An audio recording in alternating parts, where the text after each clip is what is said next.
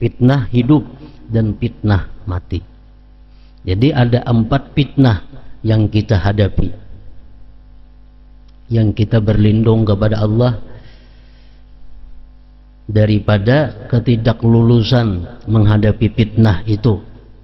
Siapa anak buah Dajjal itu?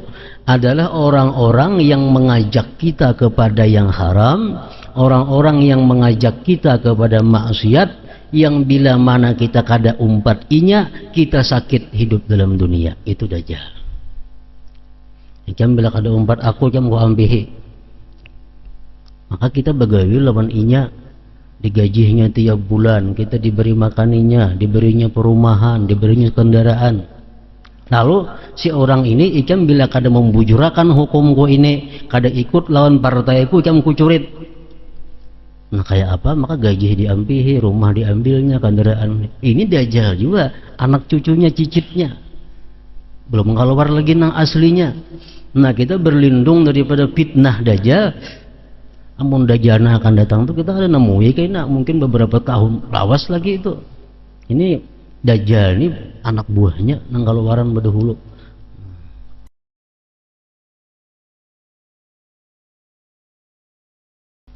Bismillahirrahmanirrahim. Alhamdulillahirabbil alamin wassalatu wassalamu ala asyrafil anbiya wal mursalin sayyidina maulana Muhammad wa ala alihi wa sahbihi ajma'in.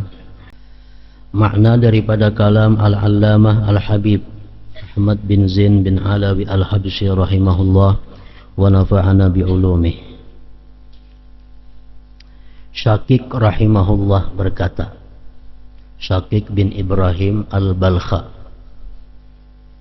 salah seorang aulia Allah dari negeri Khurasan atau Iran. Syakik bin Ibrahim Al-Balkha rahimahullah berkata, barang siapa sering mengingat kubur, maka kelak akan ia dapati kuburnya sebagai salah satu taman surga. Dan barang siapa melupakan kubur, maka kelak akan ia dapati kuburnya sebagai salah satu lubang neraka. Orang yang dalam sehari semalaman beberapa kali ingat kubur, maka begitu dia mati, kuburnya itu adalah menjadi salah satu taman surga. Orang yang sepanjang harinya melupakan kubur, maka begitu dia mati, dia dapati kubur itu adalah lubang daripada lubang-lubang neraka. Hufratum min hufarin niran. Kalau kita menyadari, kalau kita memahami, setiap hari ini kita sekada-kadanya 5 kali menyebut kubur, yaitu di waktu bacaan akhir, tasyahud akhir, di ujung sebelum salam kita membaca doa, Allahumma inni a'udzubika min azabil qabri wa min azabin nar wa min fitnatil mahya wal mamat wa min fitnatil masihid dajjal. Jadi sebenarnya kita, kalau kita paham apa yang kita baca, setiap hari itu sekurang-kurangnya kita 5 kali ingat. Karena 5 kali sembahyang fardu, 5 kali tahiyat akhir.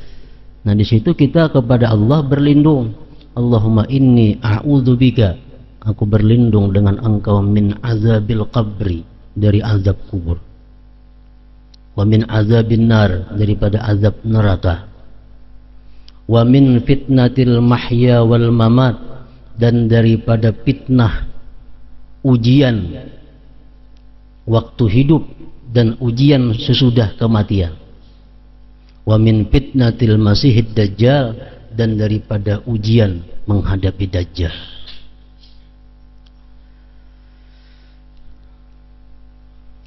Amun kita kadang memikirkan maknanya, kadang memaham, kadang merenungkan, barangkali kita hari-hari kadang ingat di kubur itu. Sebenarnya Rasulullah sudah mengajarkan doa itu.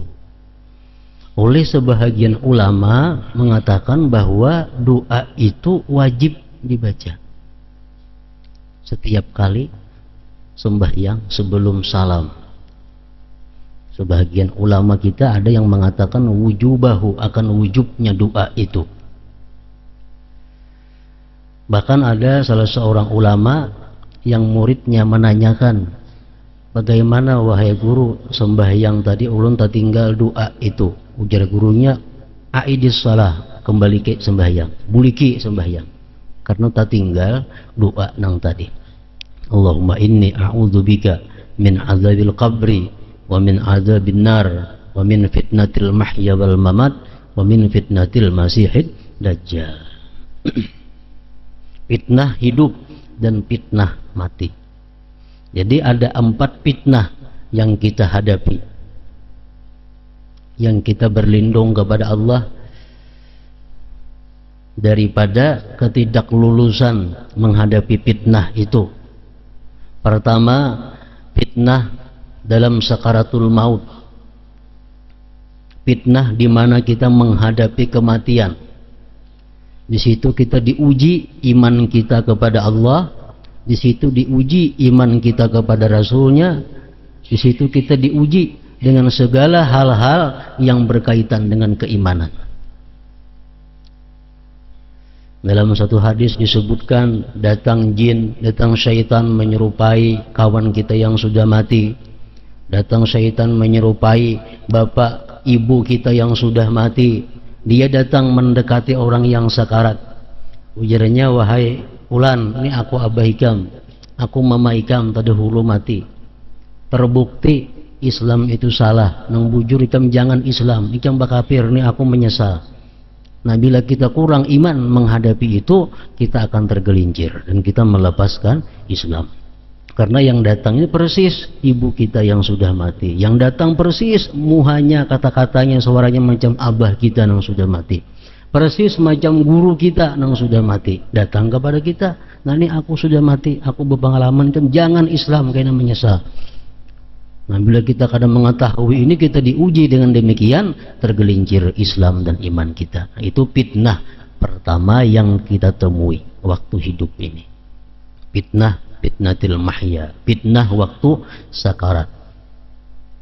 Yang kedua, fitnatil mamat, fitnah sesudah kematian. Pertama, kita difitnah lagi di dalam kubur. Kita ditanya oleh munkar nakir dengan pertanyaan-pertanyaan. Bila kita kada lulus, kita akan disiksa. 2 macam sudah fitnah.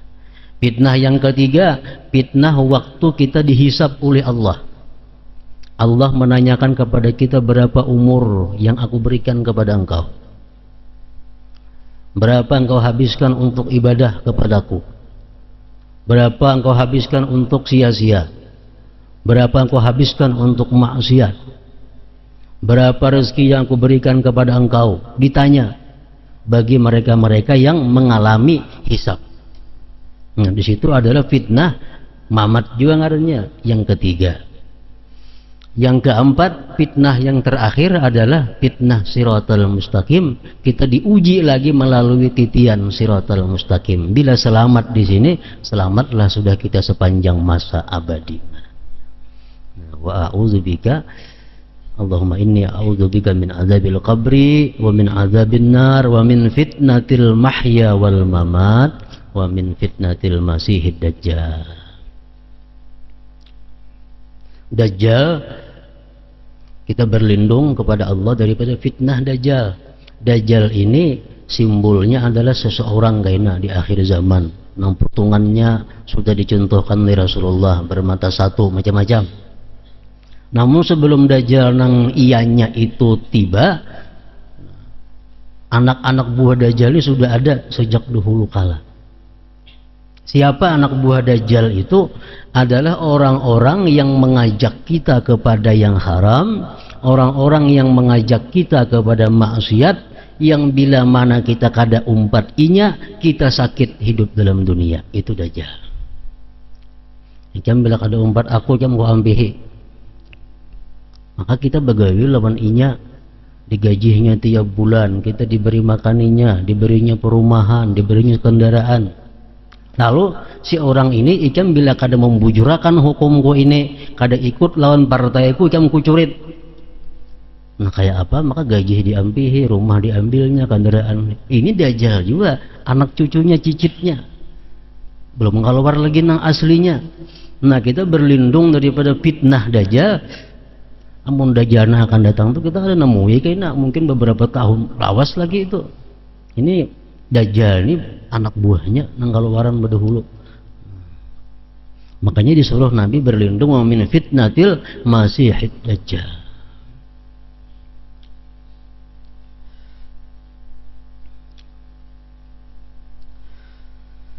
Barang siapa sering mengingat kubur, maka kelak akan ia dapati kuburnya sebagai salah satu taman surga.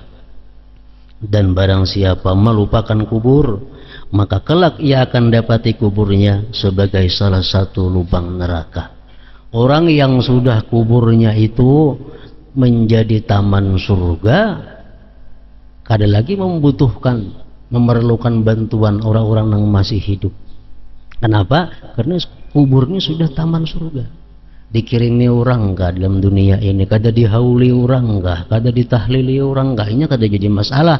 Kenapa? Ini sudah kenyamanan di situ, sudah berada di taman-taman surga. Nah orang nang kuburnya ini adalah lubang daripada lubang neraka, ini nang perlu tiap hari kita hadiahi tahlil, tiap hari kita hadiahi Al-Quran, tiap hari hadiahi sedekah, agar mengurangi atau melapangkan keadaan di dalam kuburnya itu.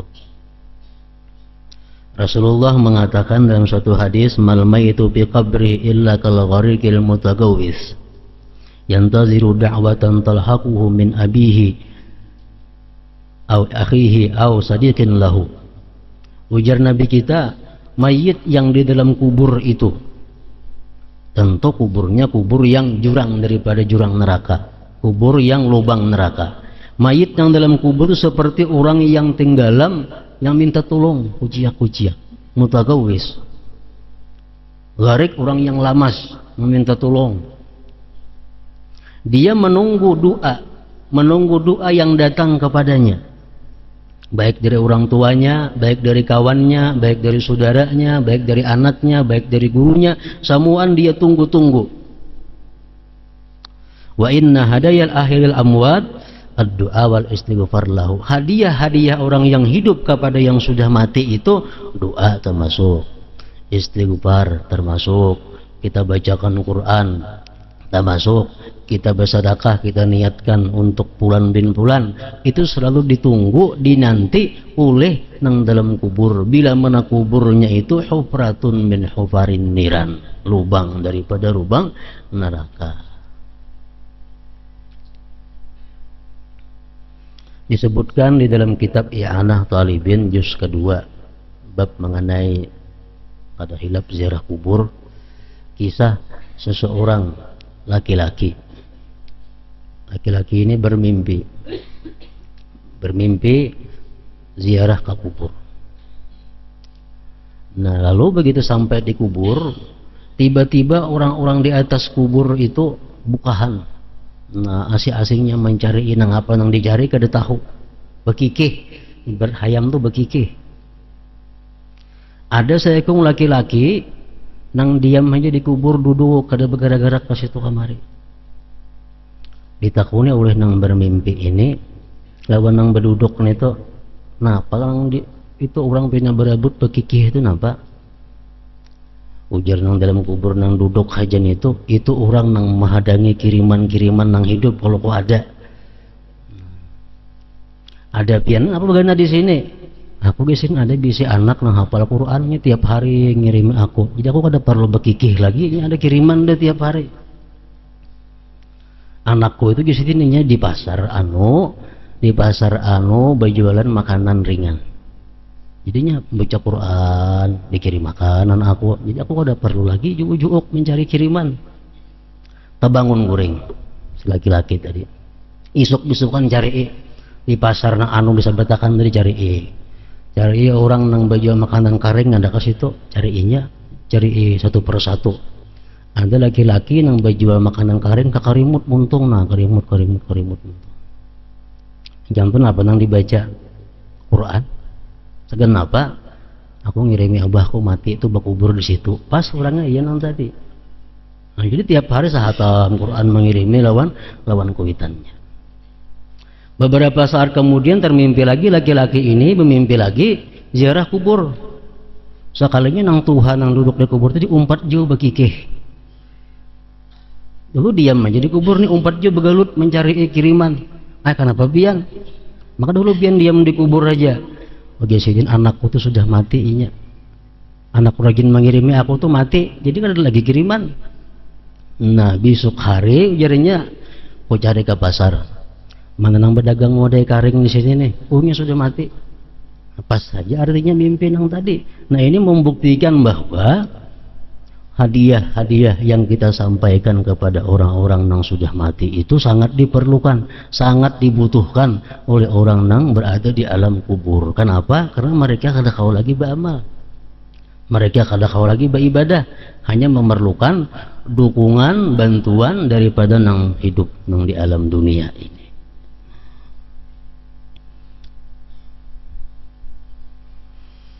Nah jadi para ulama mengatakan, ulama fikih, kalau kita membaca Al-Quran hendak menghadiahkan lawan arwah yang mati siapa terserah kita, itu yang mu'tamad pendapatnya adalah bahwa diperlukan niat dan doa.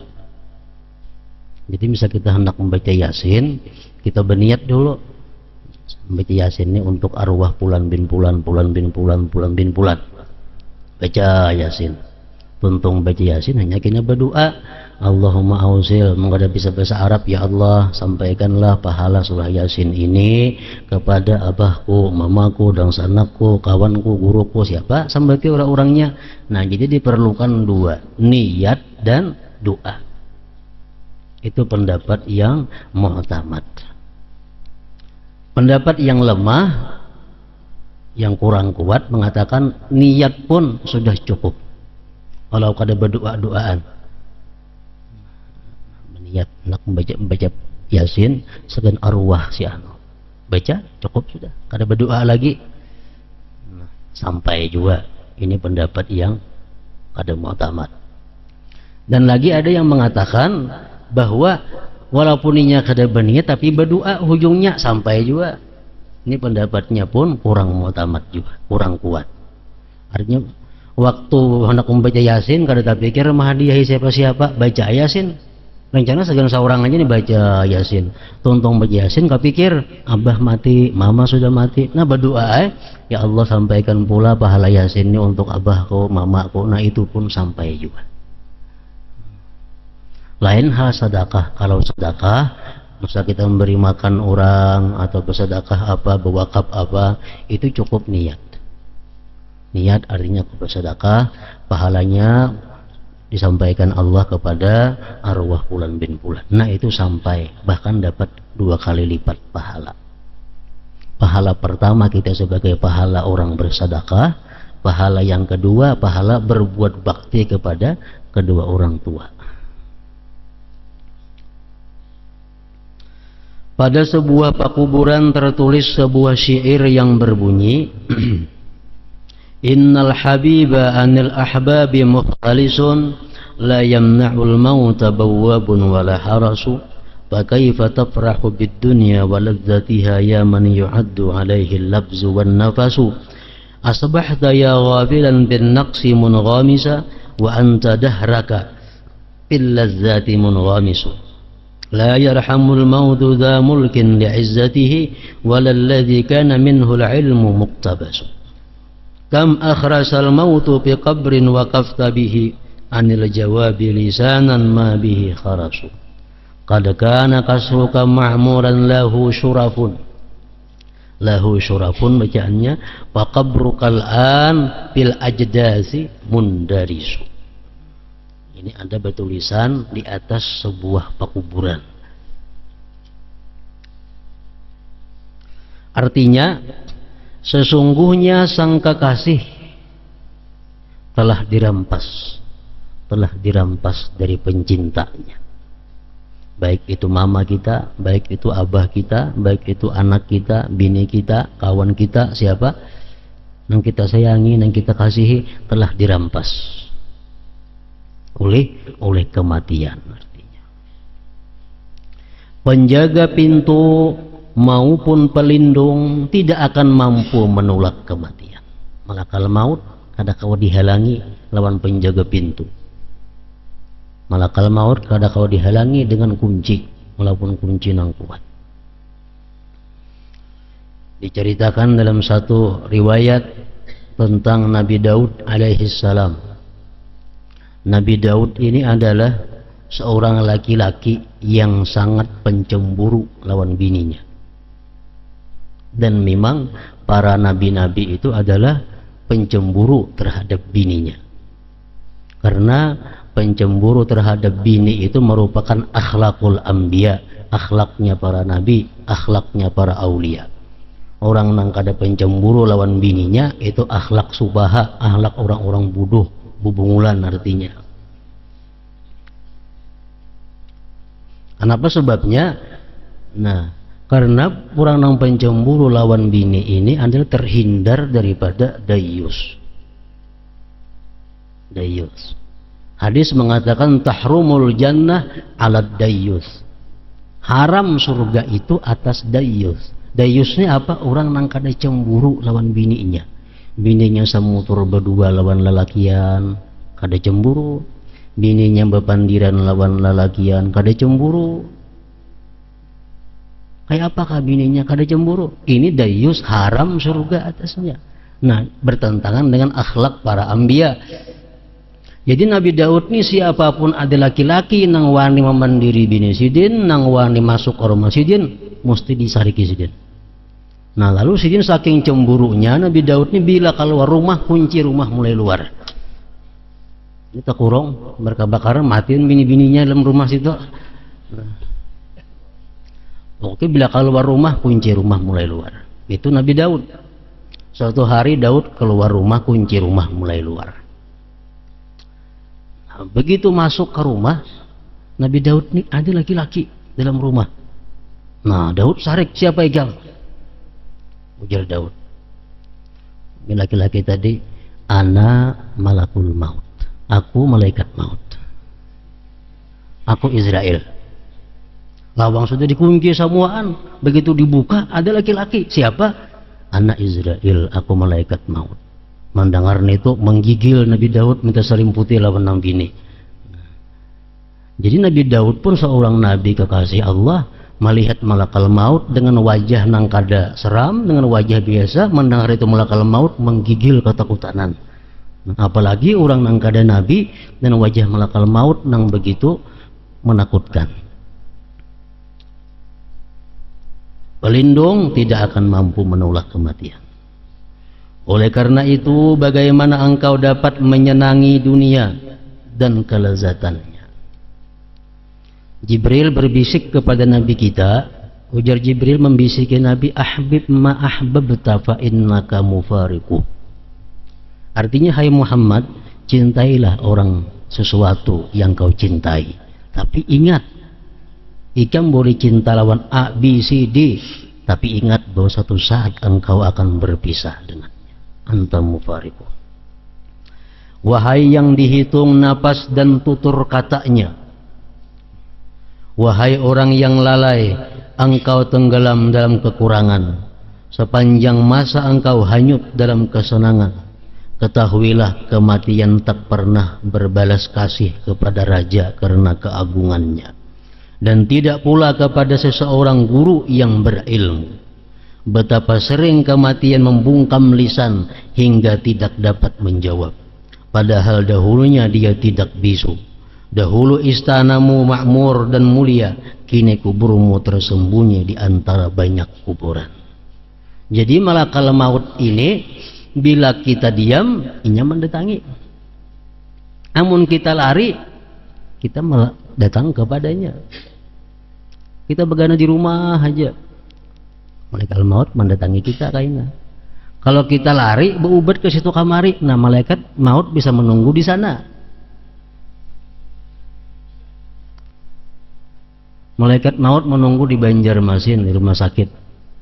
Nah di Morawangnya menghadangi kita di Berabai masih cari ambulan, cari itu mau ke Banjar. Sampai di rumah sakit mati orangnya. Bila kita lari, inya menghadangi. Nah bila kita begana, inya nang mendatangi.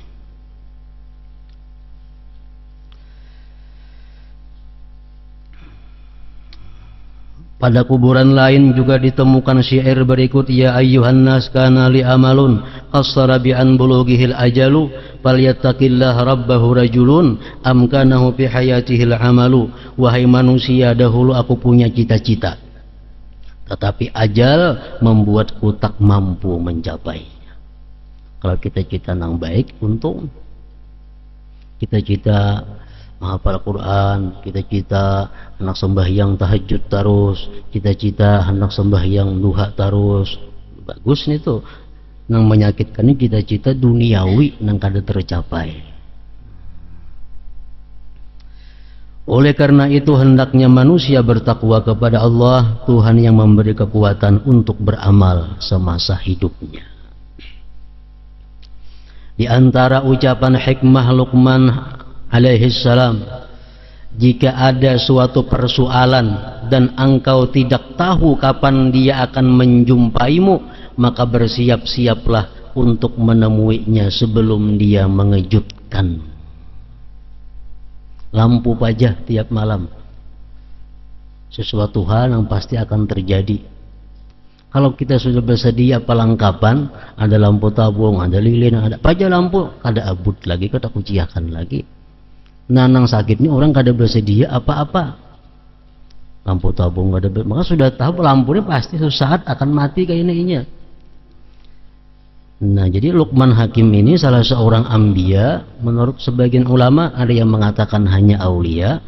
Jika ada sesuatu persoalan dan engkau tidak tahu kapan dia akan menjumpaimu, maka bersiap-siaplah untuk menemuinya sebelum dia mengejutkanmu. Rasulullah sallallahu alaihi wasallam bersabda, man mata wa huwa ya'lamu an la ilaha illallah dakhalal jannah. Barang siapa mati dan dia mengetahui bahwa tidak ada Tuhan kecuali Allah, maka ia akan masuk surga. Ini adalah kurang lebih dengan hadis yang mengatakan, man kana akhiru kalamihi la ilaha illallah dakhalal jannah. Orang yang akhir kalamnya, akhir kata-katanya dalam dunia ini la ilaha illallah, masuk surga. Tapi kalau kata-kata aja kada cukup, mesti diiringi dengan hati. Hadis ini menyempurnakan, man mata wa huwa ya'lam. Siapa mati dan dia meyakini bahwa tidak ada Tuhan selain Allah, dakhalal jannah. Jadi artinya kalau kita dalam hati meyakini la ilaha illallah, tapi kada bisa tak ucapkan di mulut la ilaha illallah, kada termasuk. Atau mulut kita mengucapkan la ilaha illallah tapi hati kita kada ingat kepada Allah, kada termasuk juga. Jadi mesti berbaringan. Akhir kalam kita itu la ilaha illallah, hati pun meyakini bahwa tidak ada Tuhan selain Allah. Nah hanyar itu nang dakhalal jannah, masuk surga.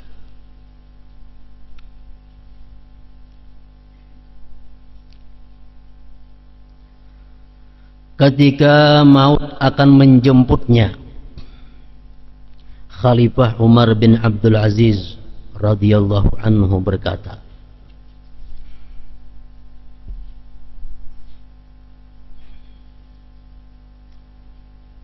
telah engkau perintahkan aku.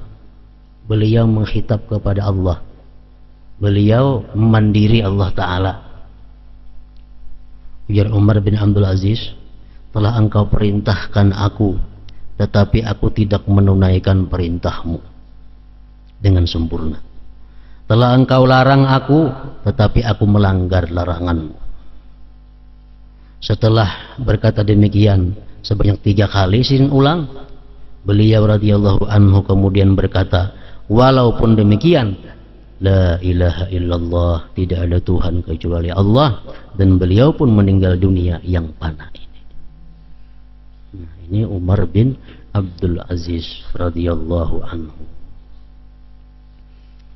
Jadi sesudah beliau mengatakan la ilaha illallah, habis Nah ini yang bujur-bujur ngarannya husnul khatimah yang sangat utama. Kalau kita mati mengucap Allah Allah Allah, husnul khatimah juga. Atau mati mengucap Allahu Akbar, husnul khatimah juga. Atau kita berselawat mati, husnul khatimah juga ngarannya. Nah kalau la ilaha illallah, nah ini yang paling tinggi derajat husnul khatimah. Akhir kalamnya la ilaha illallah. Umar bin Abdul Aziz ini beliau wafat pada 20 Rajab tahun 101 Hijriyah. Tahun 101 abad pertama nih. Beliau ini adalah buyut oleh Umar bin Khattab radhiyallahu anhu. Mama Sidin itu Ummu Asim, cucu Asim, Ummu Asim ngarannya. Abahnya Mama Sidin itu ngarannya Asim. Nah abahnya Asimnya Umar bin Khattab. Jadi buyut oleh Umar bin Khattab. Umar bin Abdul Aziz ini merupakan khalifah Amirul Mukminin.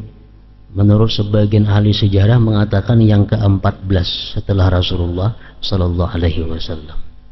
Yang ke-14. Jadi sejarah kita mencatat, sejarah Islam mencatat bahwa khalifah-khalifah yang ada baik dari Bani Abbasiyah, baik dari Bani Amawiyah dan bani-bani yang lainnya, tercatat di situ bahwa khalifah yang benar-benar sesuai dengan jejaknya Rasulullah hanya 5. Pertama Abu Bakar Siddiq, kedua Umar bin Khattab, ketiga Utsman bin Affan, keempat Imam Ali bin Abi Thalib, kelima Imam Hasan bin Ali bin Abi Thalib. Nah, yang keenam Umar bin Abdul Aziz radhiyallahu anhu ini. Jadi di dalam manaqib beliau, waktu beliau ini diangkat menjadi khalifah yang ke-14, disitulah mulai terasa benar-benar keadilan seperti zamannya Rasulullah. Dan semasa beliau menjadi khalifah itu disebutkan bahwa serigala pun kada menghantam lawan kambing. Daripada amannya, daripada damainya, binatang buas kada mau makan binatang yang lainnya. Artinya sama pada binatang buas kada mau bakalahi apalagi manusia. Waktu beliau menjadi khalifah. Namun beliau ini sangat pendek masa khalifahnya, sekitar 2 tahun 3 bulan. Cuma 2 tahun 3 bulan. Dan beliau menurut sebagian ahli sejarah mengatakan mati karena diminumi racun oleh seseorang yang iri dengki kepada beliau. Beliau wafat umur 39 tahun. Umur 39 tahun. Yang paling terkenal perkataan Umar bin Abdul Aziz ini adalah sewaktu beliau ini menjadi khalifah dan beliau sakit, beliau memberikan, mewakafkan seluruh harta kekayaan. Harta kekayaan yang diwakafkan di jalan Allah. Kalau ada yang memberi saran, wahai khalifah, jangan tinggali sedikit sekian anak pian. Ada 6 atau 5 anak sidin ini. Jangan tinggali sekian anak yang masih halus-halus itu nah. Ujar Sidin menjawab, dan ini terkenal jawaban Sidin tersebut, kalau anakku itu jadi orang saleh, kada perlu ku tinggali karena Allah sudah pasti menjaminnya. Kalau anakku ini bakal jadi orang jahat, buat apa aku meninggalin yang jahat jadi siksa lawanku di kubur nantinya. Nah itu perkataan Umar bin Abdul Aziz radhiyallahu. Kalau anaknya jadi orang saleh, sekenapa ditinggali? Allah sudah pasti menjaminnya. Allah yatawalla salihin, Allah memelihara, mengurus orang-orang saleh. Buat apa aku meninggali harta kalau anakku orang saleh? Kalau anakku orang jahat, buat apa aja aku tinggali harta? Menjadi siksa lawan aku nanti di dalam kubur. Jadi harta baik diwakafkan seluruhnya sebelum wafat. Nah itu Umar bin Abdul Aziz ini orangnya. Cocok saja, matinya pun akhir kalamnya la ilaha illallah. Rasulullah sallallahu alaihi wasallam bersabda, "Zuru mautakum fasallimu alaihim wa sallu alaihim fa inna lakum bihim ibrah." Berziarahlah kepada orang-orang yang telah meninggal di antara kalian, ucapkan salam kepada mereka dan doakanlah mereka, sebab sesungguhnya kalian akan mengambil pelajaran dari mereka. Hadis riwayat Ibnu Abi Dunya. Dan dalam hadis lain, zuril kubur tazkur bihal akhirah wa ghasilil mauta fa inna mu'alajata jasadin khawin mau'izatun balighah wa salli 'alal janazah la'alla dhalik ayyuhzinaka fa innal hazin fi zillillah. Berziarahlah ke kubur, kamu akan mengingat akhirat. Mandikanlah orang mati, sebab memandikan tubuh yang kosong dari roh merupakan nasihat terbaik. Dan salatkanlah jenazah agar kamu merasa sedih, sebab orang yang sedih berada dalam naungan Allah subhanahu wa ta'ala. Ziarah kubur memiliki beberapa manfaat. Di antaranya, si peziarah dapat mengambil pelajaran dari yang diziarahi. Ingat akan keadaan mereka dan menyadari bahwa kubur adalah rumah masa depannya. Kalau kita ziarah ke kubur, kita di situ membaca Quran, walaupun kita kada berniat, kada berdoa, sampai lawan dalam kubur. Lain kita membaca di rumah macam tadi, maka ada niat, bagusnya ada doa. Kalau kita di atas kubur membaca doa, kada perlu niat, kada perlu doa. Sampai sudah bacaan Yasin itu kepada roh nang di dalam kubur itu. Jadi ziarah kubur ini manfaatnya lawan nang hidup ada, lawan nang di dalam kubur pun ada manfaatnya. Makanya jar Nabi kita, zurul kubur, ziarahlah kamu kepada kubur, khususnya laki-laki nang disuruh ziarah kubur ini. Kalau bini-bini, nah itu bini-bini ini disunatkan ziarah kubur. Kalau kubur itu kubur Nabi, kubur wali, kubur ulama-ulama salihin. Itu satu pendapat demikian. Ada pendapat ulama lagi, perempuan pun boleh juga ziarah ke kubur orang tuanya, ke kubur saudara-saudaranya, boleh juga ziarah perempuan. Cuma baik perempuan yang ziarah ke kubur Nabi, ke kubur wali, ke kubur ulama, ke kubur habaib, ke kubur kawan, ke kubur orang tua, yang perlu dicatat oleh bini-bini ini adalah jangan sampai termasuk dalam hadis yang mengatakan la'anallah zuwaratil kubur. Allah melaknat perempuan-perempuan yang ziarah kubur. Kalau perempuan yang ziarah kubur dilaknat oleh Allah, nang diziarahi kada dapat napa-napa, nang menziarahi karena laknat. Kenapa sebabnya? Karena satu, perempuan ini ziarah kubur tanpa izin suaminya kalau ini bersuami. Yang kedua, perempuan ini ke kuburan memakai pakaian-pakaian yang berhias, walaupun menutup aurat. Tapi perhiasannya perhiasan yang berhias, walaupun tertutup aurat. Nampak perhiasan di tangan, di telinga, di bulu kelihatan. Ini termasuk perempuan yang ziarah kubur dilaknat oleh Allah.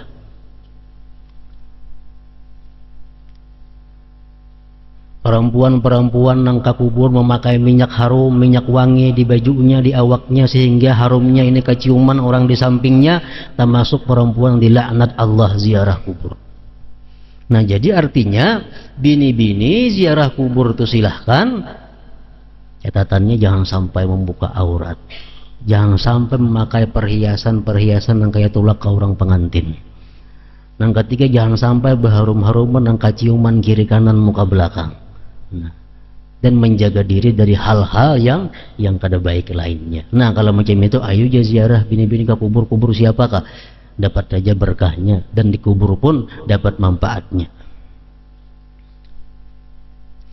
Nah, jadi ziarah kubur memiliki manfaat, nang ziarah dapat manfaat, nang diziarahi pun dapat manfaatnya. Apalagi orang tua nang diziarahi ini kuitan. Ujar Nabi kita dalam satu hadis menyebutkan, innar rajula la yamutu waliduhu wa huwa haqqun lahuma. Innar rajula la yamutu walidahu wa huwa haqqun lahuma fayada'u Allah lahuma min ba'dihima fayaktubuhu Allah minal barrin. Seorang laki-laki atau bini-bini mati kedua orang tuanya atau salah satunya mati, padahal dia waktu hidup durhaka kepada orang tuanya.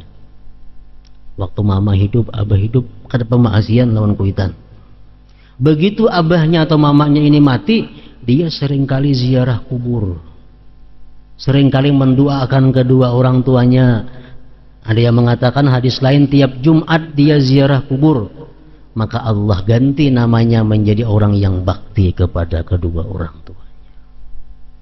Jadi kalau membaiki diri dalam hidup kuitan dahulu, hidup kedua orang tua katuju menantang lawan orang tua katuju kada maasi. Nah, sekarang sidin sudah mati, tiap Jumat ziarahi. Di rumah banyak-banyak memberi hadiah sedekah lawan nang kuitan dalam kubur. Niscaya kita ampih jadi orang durhaka, berubah menjadi orang yang berbakti. Namun kelihatannya, kenyataannya orang nang rancak ziarah ke kubur kuitan itu orang nang lagi hidup besar bakti juga lawan kuitan. Orang nang lagi hidup durhaka lawan kuitan mati jarang juga ziarah kubur, paling hari raya. Itu kenyataannya. Orang nang mahragu kuitan, suka menggaduh kuitan, sayangan kuitan mati tiap minggu ziarah kubur. Orang nang durhaka dasar tapi ziarah juga ini ke kubur.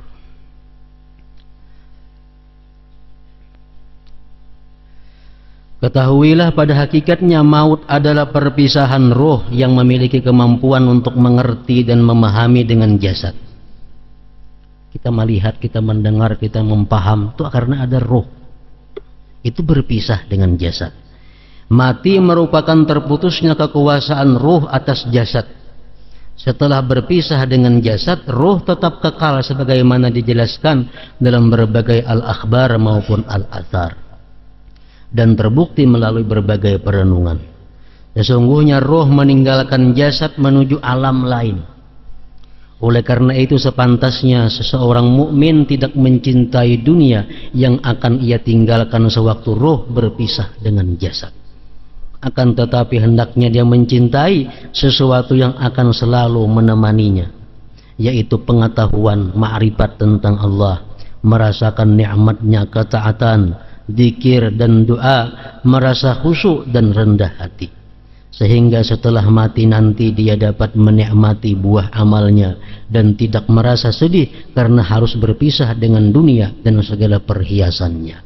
Dalam kubur datang ular hendak menghantam kepala, datang puasanya, datang ma'rifatnya kepada Allah, datang tafakurnya mendindingi kepala daripada ular tadi. Begitu ular hendak datang menghantam batis nang dalam kubur ini, datang si batis, amal-amal batis nang pernah melangkah ke masjid, melangkah ke majelis ta'lim, itu mendinding daripada siksa kubur. Ular hendak menghantam tangannya, amal-amal di tangan nang pernah bersedekah kepada orang, memberi makan, mendindingi daripada siksa kubur. Setelah mati, roh manusia tidak akan musnah, tetapi berubah keadaannya. Segala hal yang sebelumnya terhijab akan segera tersingkap baginya. Hal ini telah dijelaskan oleh Allah Ta'ala dalam wahyunya. Laqad kunta fi ghaflatin min hadza fakashafna anka ghita'ak. Sesungguhnya dahulu kamu berada dalam keadaan lalai dari hal ini, maka kami bukakan tutupan yang menutupi pandangan. Hadis mengatakan bahwa manusia itu adalah annas niyamun, manusia itu tidur semuanya. Kita ini guring. Fa iza matu intabahu. Bila kita mati, hanya kita tabangunan. Inilah yang sebenarnya yang kita hadapi sebenarnya waktu sesudah mati itu. Orang kita guring ini macam-macam ya. Mimpi itu, mimpi ini kita guring. Begitu kita mati, apa yang sebenarnya itu yang kita hadapi. Orang nang rumah gubuk, rumahnya gubuk, miris karena hujan, guring bermimpi di istananya, mana di istana mimpi bermutur macam-macam permaisuri, begitu bangun guring apa nak gubuk dihadapi.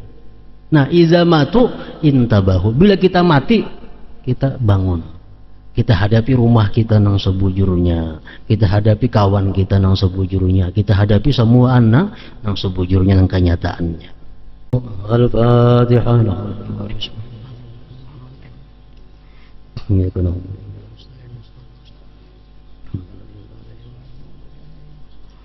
ويا أيها الرجل منه شفاعة صلوا عليه وسلموا تسليما.